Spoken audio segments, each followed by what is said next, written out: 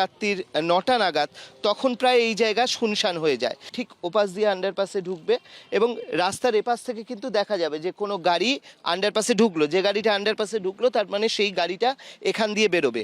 Plus এখানে আমরা দেখতে পাচ্ছি এই যে পাটকাঠির পুরো স্তূপ রয়েছে এখানে, এই পাটকাঠির যে স্তূপ রয়েছে তার আড়ালে কিন্তু যে কেউ পাটকাঠির এই যে স্তূপ রয়েছে তার আড়ালে লুকিয়ে থাকতে পারে। এই পুরো জায়গাটা কিন্তু একটা পরিকল্পনা মাফিক বেছে নেওয়া হয়েছিল, এমনটাই মনে করছেন তদন্তকারীরা। সেই বোনাইকে জুব্বারের হিংসা হতো, ও কেন করছে আমি পাচ্ছি নি, সেই জুব্বার লোক দিয়ে ওকে খুন করে দিল গো। করেন, আমরা মেনে নিতে পারবো না। এরপর রাত 1টা নাগাদ বেথুয়াডহরি স্টেট জেনারেল হাসপাতালে পৌঁছায় কংগ্রেস নেতৃত্ব।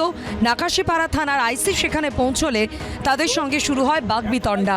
এইভাবে কি করে খুন হলো? গোয়েন্দা বিভাগ একেবারে ব্যর্থ।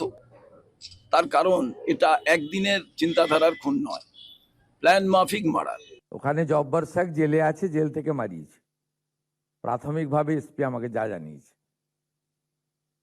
অ্যারেস্ট হয়েছে ওখানে জব্বর শেখের স্ত্রী অ্যারেস্ট হয়েছে, যিনি তৃণমূলের প্রধান।